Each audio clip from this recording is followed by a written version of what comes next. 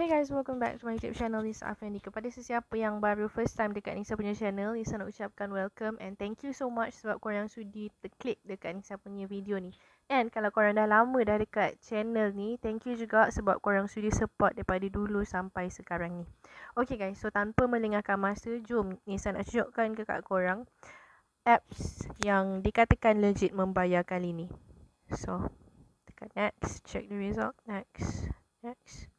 Okay, so apps ni korang boleh sign in menggunakan Apple ataupun Google ataupun Facebook ataupun start as guest. Tapi ni saya suggestkan dekat korang untuk korang sign in supaya senang untuk korang nak withdraw nantilah. So tekan sahaja sign in with Google.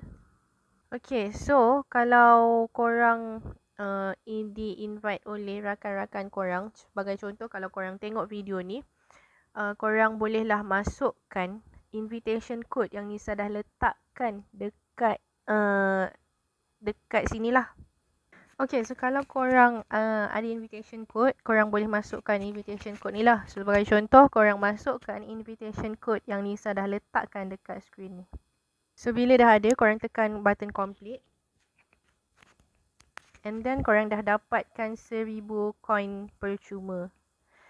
Macam mana cara untuk kita nak dapatkan points daripada apps ni adalah, korang boleh nampak kat sini. First kali Nisa nak bagi tahu dekat korang cara untuk korang nak claim.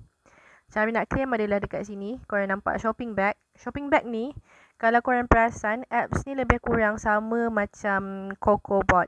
So kalau korang berminat untuk nak try CocoBot, korang boleh juga klik link yang Nisa dah letakkan di bawah ni. And CocoBot masih lagi terbukti membayar. So dekat sini, korang boleh nampak ada Grab Gift, RM10 voucher, Grab Food, Grab Gift Mart, Selcom RM10, Hotlink RM10, Digi RM10 dan juga Touch and Go RM10. So, korang bolehlah redeem daripada dekat situ. So, first kali korang boleh nampak dekat sini ada recharge. Okay, so bila korang tekan recharge tadi, kita dah nampak dapat 100 coin attack. So, korang bolehlah tengok iklan dan juga dapatkan points dari situ. Dekat leaderboard.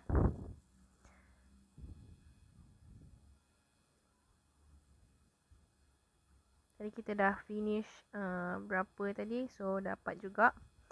Dekat sini boleh completekan survey. Ada survey, ada 4 survey lah. Ada survey dan survey. So, tiket ni apa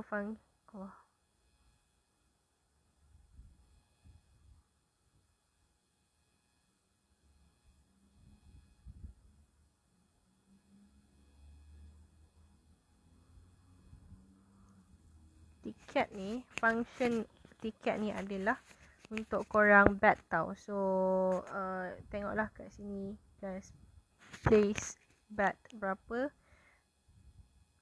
So, inilah tiket diperlukan. Tapi Nisa tak suggestkan korang untuk bet dekat sini lah.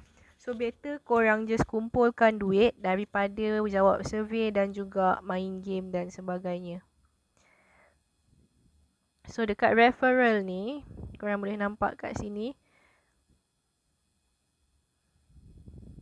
Sama juga macam reward, macam CocoBot lah. Receive coin, recharge, participate in survey, participate in games dan sebagainya. So basically guys, just macam tu sahaja cara untuk korang nak dapatkan coins dan cara untuk kita nak redeem daripada apps ni. So kalau korang berminat, korang boleh klik je link yang dekat bawah ni.